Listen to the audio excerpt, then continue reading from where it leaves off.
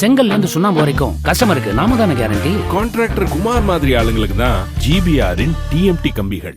மதுரை சென்னம்பட்டி கிராமத்தில் உர தொழிற்சாலை என்ற பெயரில் சட்டவிரோதமாக இயங்கி வந்த மருத்துவ மற்றும் இறைச்சி கழிவுகளை சுத்திகரிப்பு செய்யும் கேரளாவை சேர்ந்த தனியார் நிறுவனத்தை கண்டித்து முன்னாள் அமைச்சர் RB உதயகுமார் தலைமையில் பொதுமக்கள் சாலை மறியலில் ஈடுபட்ட நிலையில் அவர்களை போலீசார் கைது செய்துள்ளனர்.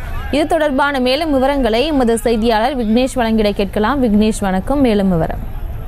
நிச்சயமாக மதுரை கள்ளிக்குடி அருகே உள்ள உர தொழிற்சாலை என்ற பெயரில் இயங்கி வரும் தனியார் நிறுவனத்தை நிரந்தரமாக அகற்றக் கோரி மதுரை விருதுநகர் தேசிய நெடுஞ்சாலையில் முன்னாள் அமைச்சர் RB உதயகுமார் தலைமையில் போராட்டத்தில் ஈடுபட்டு வந்தனர்.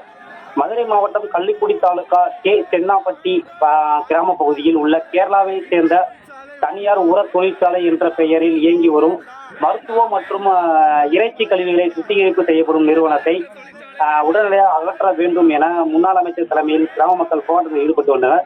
இந்த நிலையில் இந்த நிறுவனத்தின் மூலம் எங்கள் பகுதியை சுற்றியுள்ள பகுதியில் கிராமத்தில் நிலத்தடி நீர் மற்றும் காற்று மாசுபடுவதாக 6 ஊர் கிராமத்தை சேர்ந்த மக்கள் கடந்த வாரம் நடைபெற்ற நாடாளுமன்ற தேர்தலை புறக்கணித்து ஒருவர் கூட ஓட்டு போடவில்லை என்பது குறிப்பிடத்தக்கது.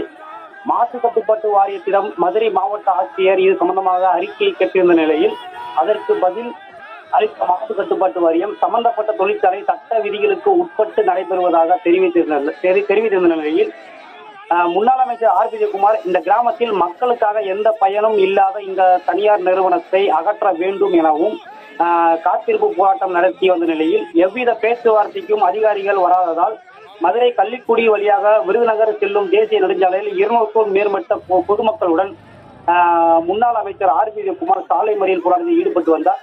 தொடர்ந்து காவல்துறையினர் அவர்களிடம் பேச்சுவார்த்தை நடத்தியதில் போராட்டத்தை கைவிட மறுத்ததால் முன்னாள் அமைச்சர் உள்பட அதிமுக நிர்வாகிகள் பொதுமக்கள் என அனைவரையும் கைது செய்து தனியார் திருமணத்தில் அடைத்து வைத்திருந்துள்ளனர். பிரியங்கா, விவரங்களுக்கு நன்றி விக்னேஷ். கற்ற கம்பில இருந்து அடிக்கிற ஆணி வரைக்கும் எல்லாம் குவாலிட்டியா இருக்கணும்ல. பிரகாஷ் போன்றவர்களுக்காகவே ஜிபிஆரின் டிஎம்டி கம்பிகள். செய்திகளை உடனுக்குடனும் துல்லியமாகவும் தெரிந்து கொள்ள சப்ஸ்கிரைப் பண்ணுங்க.